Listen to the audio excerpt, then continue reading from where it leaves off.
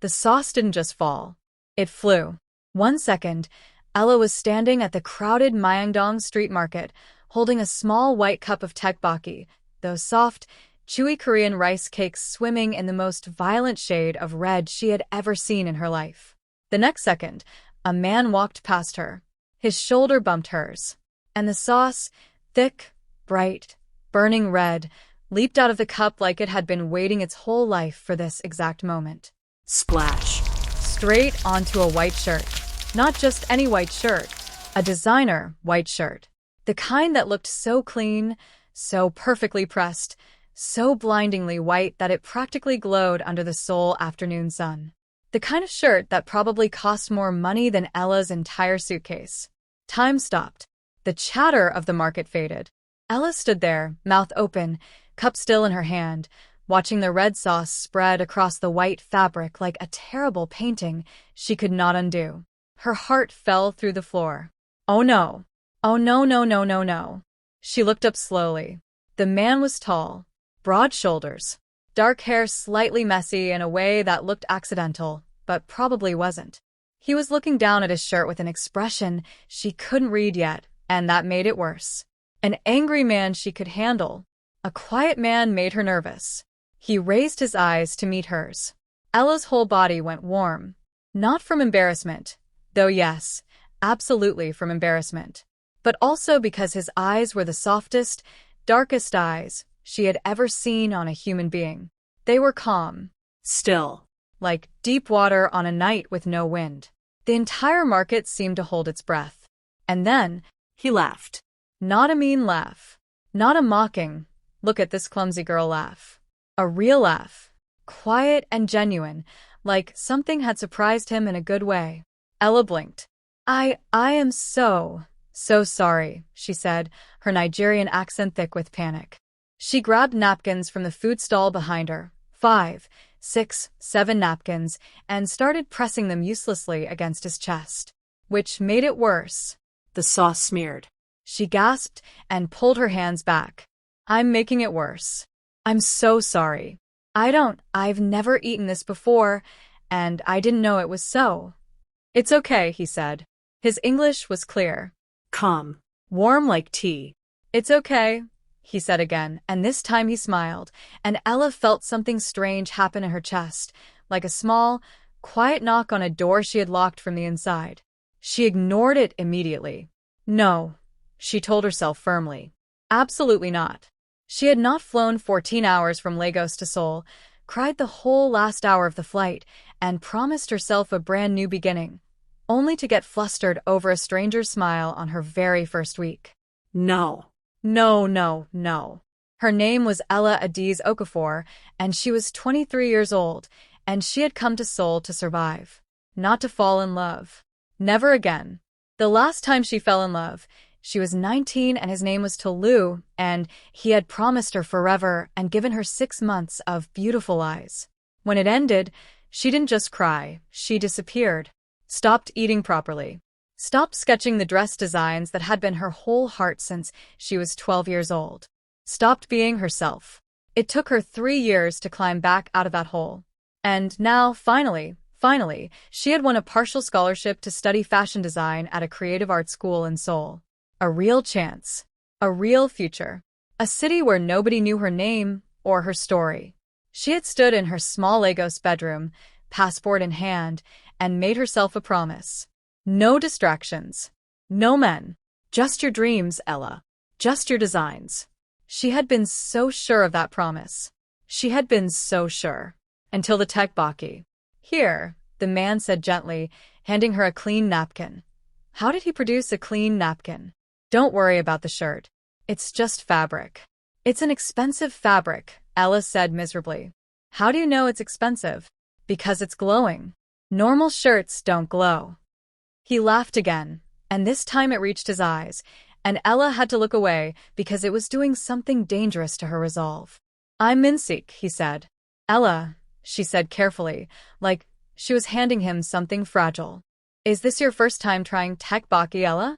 First and possibly last, she said. I think it attacked me on purpose. He smiled. Then he walked to the stall beside them and spoke to the vendor in Korean, quick, easy words that she didn't understand, and came back with a small paper bag. Hadiak, he said, holding it out to her. Sweet pancake. Softer beginning. She looked at the bag. Then at him. You're buying me food. After I ruined your shirt. After you seasoned it, he corrected. She laughed before she could stop herself. It was the first real laugh she'd had in 3 weeks. She took the hadiak.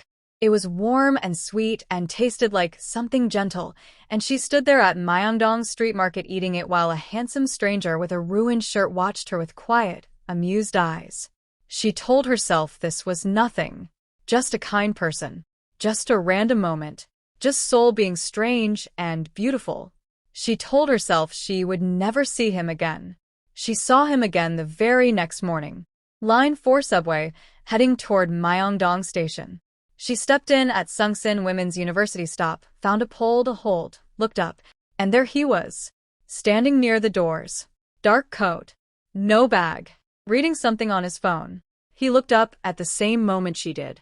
Recognition crossed his face, followed by that quiet smile. The tteokbokki girl. The ruined shirt man, she replied. He moved slightly to make space near the pole. She hesitated, then stepped closer. Because the train was crowded and she had no choice, she told herself. No choice at all. They stood close enough that she could smell his cologne. Something dark and clean and subtle, the kind that didn't announce itself loudly, but stayed with you long after. Stop noticing things, she told herself sternly. How is Seoul treating you? He asked. Better than I treated your shirt, she said. He laughed. 2 stops passed. 3. The train rocked gently, and she reached for the pole at the same moment he shifted his hand, and their fingers brushed barely, just a whisper of contact, and both of them went very still for exactly 1 second. She pulled her hand back. He cleared his throat softly. The train arrived at her stop, and she said a quick goodbye and walked through the doors without looking back. But on the escalator going up, she caught herself smiling. She pressed her lips together firmly and stopped it. The 3rd time was at the cafe. Her cafe. Her cafe, the one she had decided was hers after discovering it on day 2, a small place called Cafe Bora near Gyeongbokgung Palace, famous for its purple drinks and its quiet corners where a girl could sit and sketch for hours without anyone bothering her. She walked in on a rainy Tuesday with her sketchbook under her arm. He was already there, sitting in her corner, her exact corner, the one with the window seat and the view of the street, typing on a laptop with a cup of something steaming beside him. She stopped walking. He looked up. For a moment neither of them spoke. Then she said slowly, You're stealing my corner. He looked around at the empty cafe. There are 12 other tables, but that one is mine. He considered this seriously. Then he moved his laptop slightly to one side and said, There's room for 2. She should have taken a different table. She knew she should have. She sat down across from him. They talked for 3 hours. She learned small things. He liked his coffee too hot, always. He had a younger sister he clearly adored. He had grown up in Busan but moved to Seoul for work. He asked careful questions, not nosy, not pushy, but genuinely interested, the kind of questions that made her feel like her answers mattered. He learned small things about her too. She was from Enugu but had grown up in Lagos. She had been designing clothes in her head since she was 8. She was terrified of failing, but more terrified of never trying. Why Seoul? He asked. She was quiet for a moment. Outside, rain fell softly against the window. Because nobody here knows my story, she said honestly. I needed a place where I could be new. He looked at her for a long moment. Something in his expression shifted. Not pity, which she would have hated, but something softer. Understanding, maybe. Like he knew exactly what it felt like to want to start fresh somewhere that didn't carry the weight of everything you'd been before. I understand that, he said quietly. She believed him. She didn't ask why. She felt, somehow, that he would tell her when he was ready. And that feeling, that comfortable patience, scared her a little, because she had never felt that way about a near stranger before.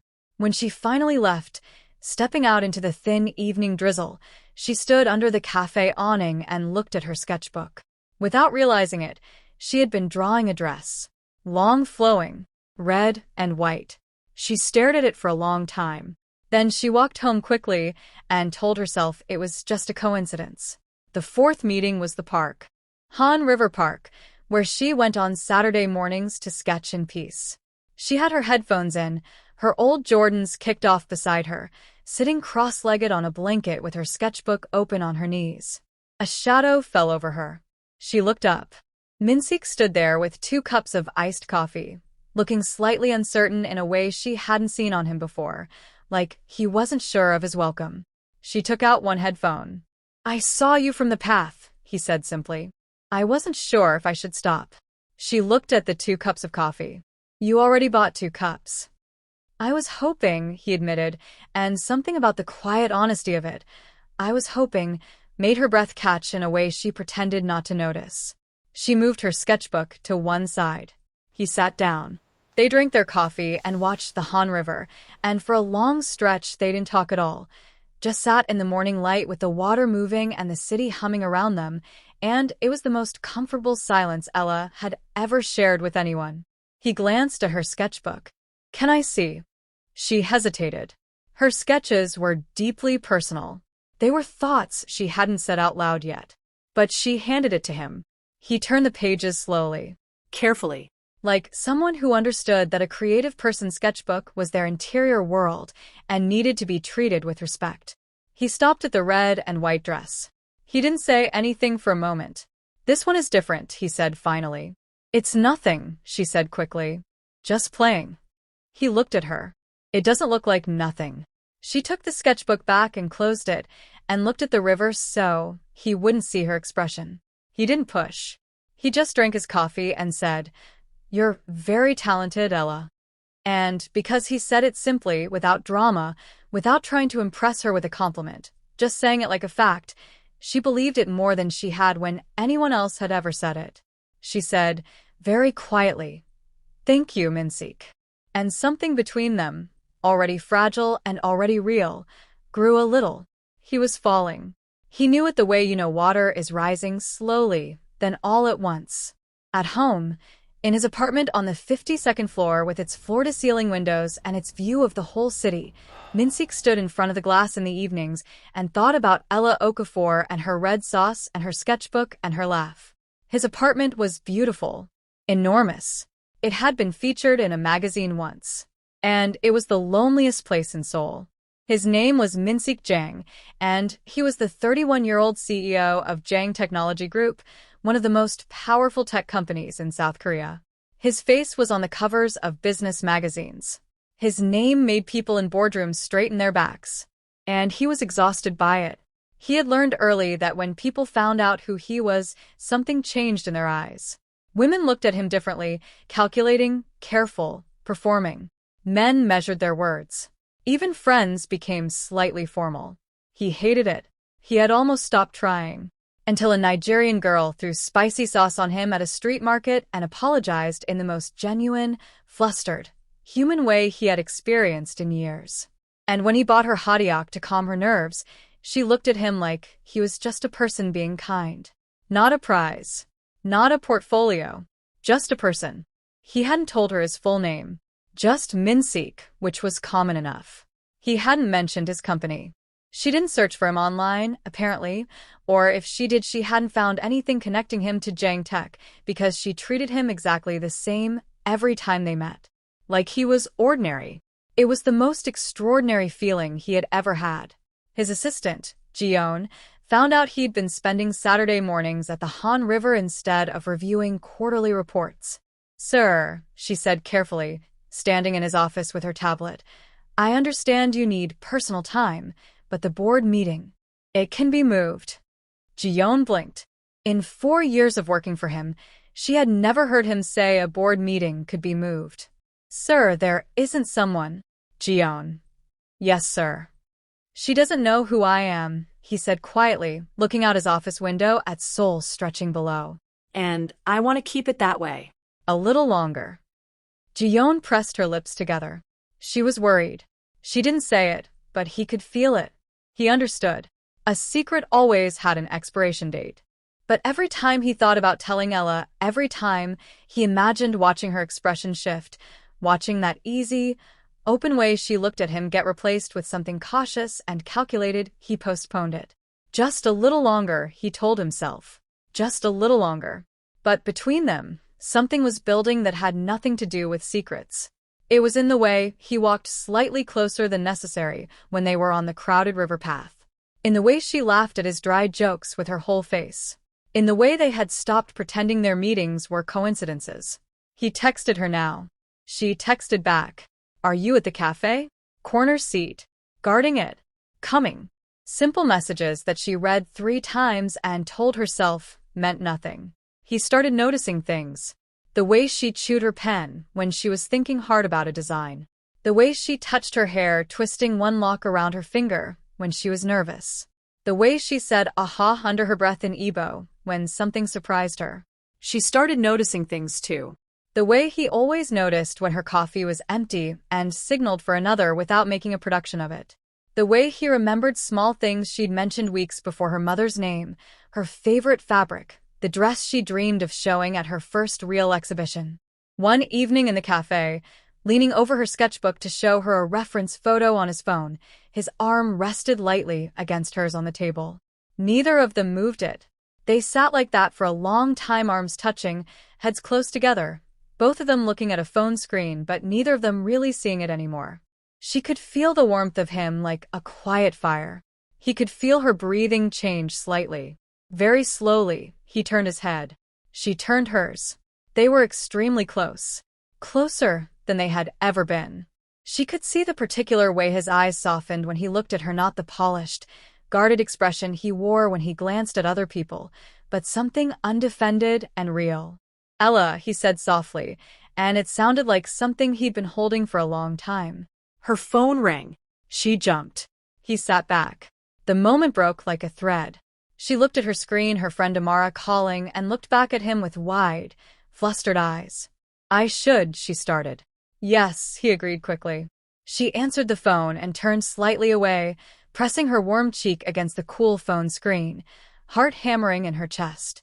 He drank his coffee and looked out the window and said nothing. But he was smiling. The night everything broke open started ordinarily. Dinner. A small restaurant near Insadong that she had suggested, cozy, warm, paper lanterns casting gold light on wooden tables. They sat across from each other and ordered and talked, and it felt so natural, so easy, that it almost didn't hurt. Almost. She had been carrying a quiet fear for weeks. He never talked about work. He deflected every question about his career with a smile and a redirect.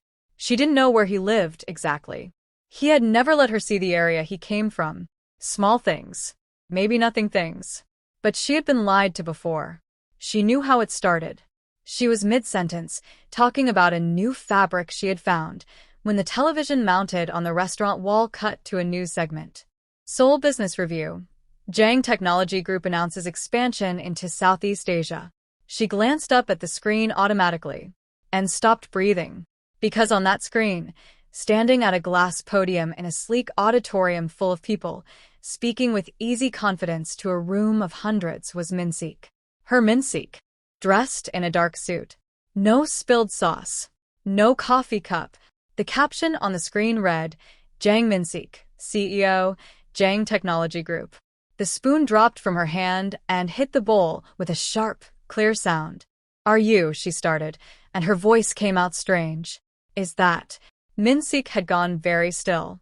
She looked from the screen to his face. His expression told her everything. Not surprise. Not confusion. Acknowledgement. The quiet, resigned look of someone who had known this moment was coming and had run out of time. At the table nearby, a woman leaned toward her companion and whispered something, and Ella caught the word billionaire. The room felt very loud suddenly. Very small. She stood up. Ella. Don't, she said. Her voice was quiet. That was worse than if she had shouted. Don't say my name like that right now. She picked up her bag. I trusted you, she said, and her voice cracked on the last word, which she hated. I told you things about me. About why I came here. About starting over. She stopped. Steadied herself. And you let me be honest with you while you were. Please let me explain. I need to leave, she said. Right now. I need to leave. And she walked out into the Seoul night and he let her go because he had no right to stop her. She cried in the shower where nobody could hear, sat on her small apartment floor in her pajamas afterward, knees pulled to her chest, feeling the familiar, specific ache of having opened a door she had promised herself she would keep locked. She had been so careful. She had been so careful. Her phone buzzed. Amara. Talk, Amara said, without preamble, as soon as Ella picked up. So Ella talked. All of it, the sauce and the hadiak and the cafe and the river and the almost moment and the TV screen. She talked until her voice was thin, and Amara had made various Nigerian sounds of sympathy and outrage throughout. He lied to me, Ella finished. Amara was quiet for a moment. Did he say anything untrue? She asked carefully. About himself, about his feelings, about who he is as a person? He didn't say anything. That's the point. Amara made a thinking sound. Ella. That man bought you hadiak when you spilled sauce on him. He sat in the cold park to share coffee. He memorized the name of your mother. A pause. Not every lie comes from a bad heart. You sound like a fortune cookie. I sound like someone who has watched you lock your heart in a box for 4 years. I'm just saying know the difference between someone who hid to hurt you and someone who hid because they were afraid of losing something. After she hung up, Ella lay on her back staring at the ceiling. She thought about his eyes when he said, "I understand that," in the cafe, and how true it had sounded. She thought about the gentleness, the patience, the quiet way he made her feel seen. She thought about the TV screen, the polished CEO at the podium, the suit, the auditorium, and she thought how exhausting it must be to never be seen without the suit. She pressed her palms against her closed eyes. She missed him. That was the simple, inconvenient truth. She missed him more than she was angry. It rained the next evening. A real soul rain, the kind that came suddenly and thoroughly, making the streets gleam and the city lights blur into soft colors. She heard a knock at her building door. She went to the window first and looked down. He was standing on the street below, in the rain, without an umbrella. Dark coat soaked through, hair wet and flat, hands in his pockets. He was not looking up, just standing there, like he had no right to demand she look out, but needed to be close anyway. Her heart did something that made her deeply angry with it. She buzzed him in. He came up the stairs slowly. When she opened the door, he stood in her doorway, dripping quietly, and he looked at her with those deep, still eyes and said nothing for a moment. You're soaking wet, she said. I know. How long were you standing there? A small pause. A while. She stepped back to let him in, got a towel, handed it to him without a word. He sat at her small kitchen table, towel around his shoulders, and looked at his hands for a long moment. Then he said, "When I was 24, I became the youngest executive in my company's history. By 27, I was running it." He spoke quietly, carefully, like someone placing each word deliberately. From that moment, every person I met, I could see them calculating when they looked at me, what I could give them, what connection I was worth. He paused. I stopped meeting new people. I stopped trusting. I built the company and I came home to a very beautiful, very empty apartment. Ella said nothing. She sat across from him and she listened. Then a woman threw sauce on my shirt, he said, and his mouth curved very slightly, and she looked at me like I was just a man who happened to be in the way. Not a CEO. Not a portfolio. Just a man. He looked up at her. I haven't felt ordinary in 7 years, Ella. You made me feel ordinary. And ordinary with you was the best thing I'd felt in a very long time. The rain continued outside, soft and persistent. I should have told you, he said. I know that. I was afraid, and fear is not an excuse. It's just the truth. He held her gaze. I didn't hide because I didn't trust you. I hid because I finally felt seen. And I was terrified of losing it. Ella looked at him for a long time. The anger was still there, smaller now, but present, an honest thing. But underneath it was something stronger. Something warmer. She stood up slowly. She walked around the table. She stood in front of him, and he looked up at her, and his expression was completely open, no performance, no polish, just a man who was frightened and hopeful and entirely real. She reached out and placed her hand flat against his chest.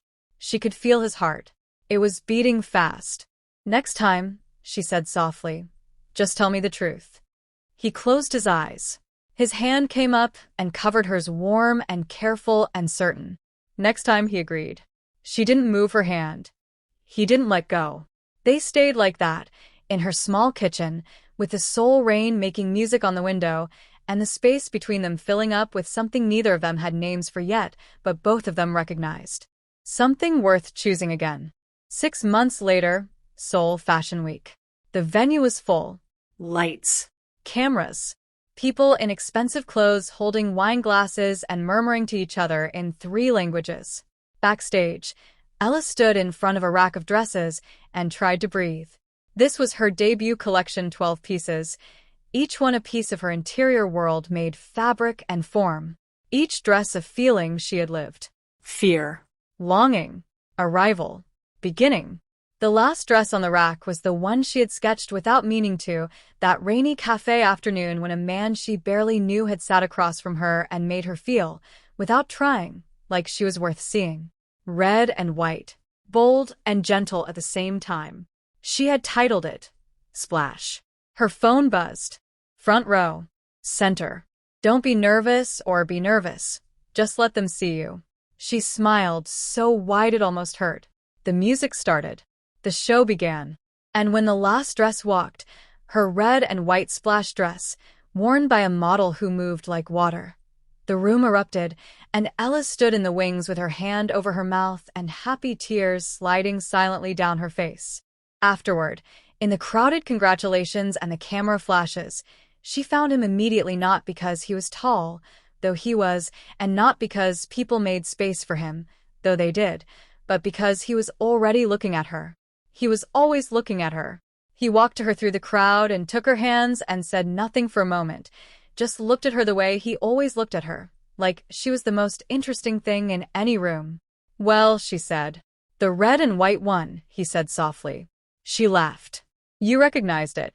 I'll always recognize it." He squeezed her hands. "It's us."